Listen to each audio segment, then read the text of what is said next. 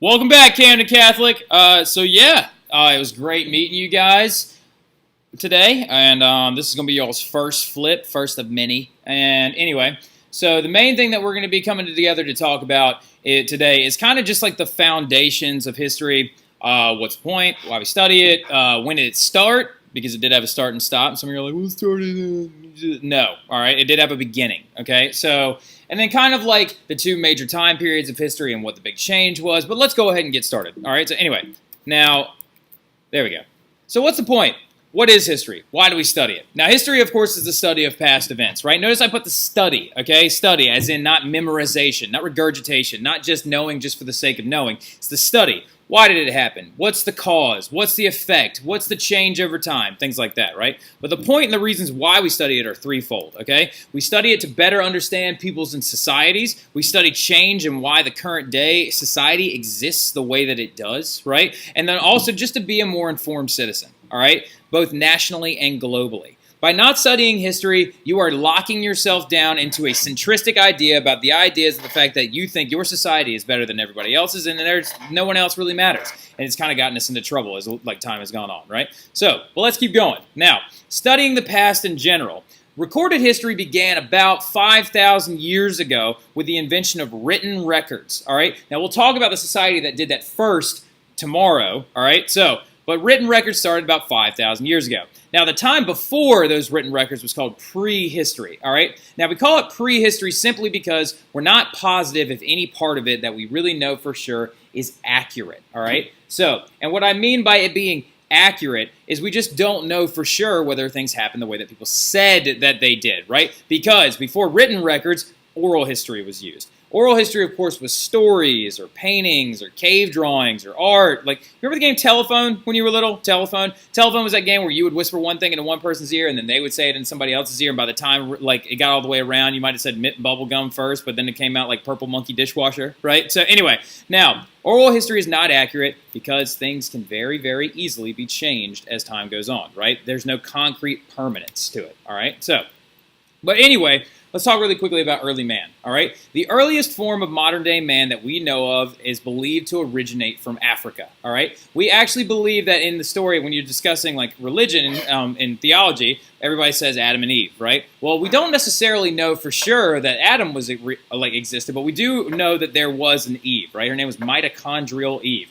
because we all share the one very specific genome that binds us together, and it's because technically we're all from the same ancient mother, right? So anyway, now a hominid is a person, and they're defined by their ability to manipulate and create technology, right? We'll talk about specifically what type of hominids we are tomorrow, all right? So anyway, but let's keep going. So the history is broken down into two different sections, right? Two different sections, Paleolithic and Neolithic, right?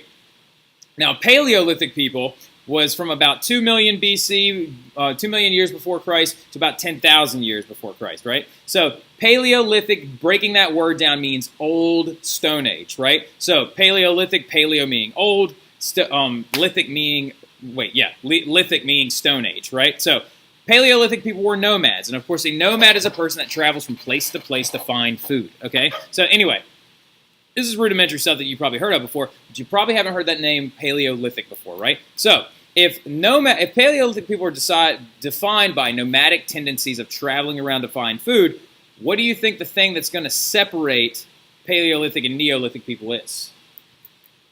Anybody? Anybody? I'm still waiting. Good job, Anthony. I heard you over there.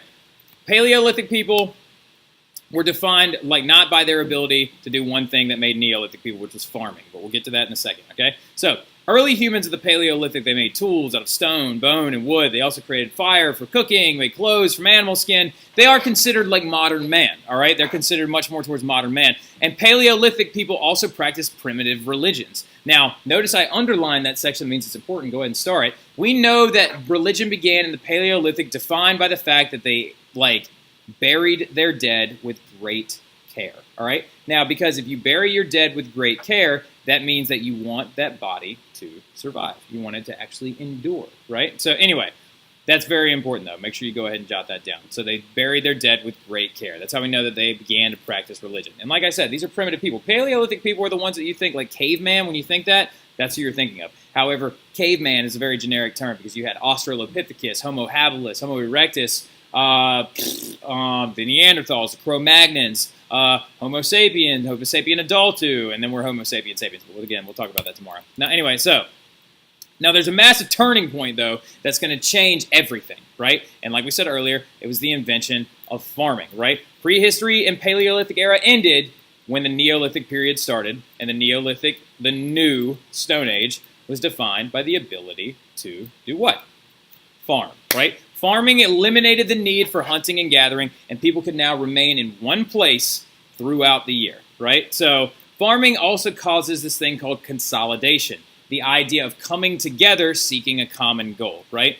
This is also going to change up job practices, organization of government, things like that, right? So modern day society as we know it today hinges on one invention, and that's the invention of cultivized agriculture or farming, right? So anyway, now, what skill do you think humans are also going to learn to adapt to so they can provide ample meat for themselves without hunting? Anybody? No? Good job, Miss Erlbacher, all right? Eilbacher, or however you say your last name. So anyway, now, I think it's Olivia is your first name. Now, anyway, so domestication of animals is that answer, right? Early people domesticated plants and animals. When I say domesticated plants, I mean they actually trained them to grow like certain seasons and things like that. But they domesticate, and also they're not growing wild. They're the ones planting them. But domesticated plants and animals could be best suited for human use, right? Human consumption. Now, the Neolithic Revolution also brought around the invention of villages and towns. That's the grouping together, right? Consolidation of people, grouping together into villages and towns. Somebody tell me really quick, out of these three images, which one is the domesticated animal?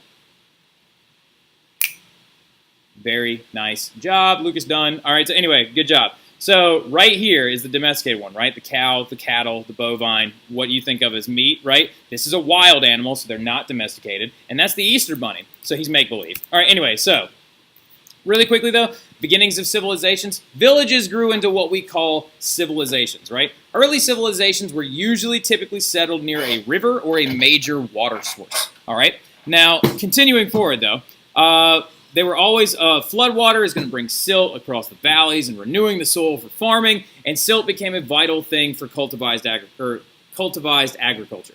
Now, these conditions gave farmers the ability to grow surpluses, all right, to be stored throughout the year. That word right there is so important. Surpluses. Star it, underline it, circle it like 18 times, all right? A surplus is an expansive amount of food that will continue to provide for you throughout the year, all right? So anyway, but let's keep going. Now, also, traits of a major civilization, the ones that we're going to be talking about tomorrow, are an organized government, complex religious systems, usually polytheistic, we'll get there, job specialization, i.e. artisans, skilled craftsmen, and then also social class systems, all right? So, but let's keep going, all right? But we're going to talk about all this stuff tomorrow. Now, now, the big thing about it is, though, the difference between the East and the West. We are a Western society, right? We talked about this today in class a little bit. Now, the boundary that separates the East and the West is not a physical one. It's a cultural barrier, all right? Eastern cultures today include Eastern Asia, China, and the Islamic-driven countries. And Western cultures include Europe, North America, South America, and even Australia, right? So anyway, now we will continue to talk about this stuff, but tomorrow we're going to get into the ancient roots of society, where it all started, and where it all grew out of, right? So, that's it for today. Good job. It's quick. It's meant to be. This is easy stuff. I will see you. Remember, you are allowed to pause this. You can do whatever we want with it. You can listen to it 3-4 times. It does not matter to me, all right? So, but come into class ready with this tomorrow. I will be checking it for your first grade. I'll see y'all then, Camden Catholic.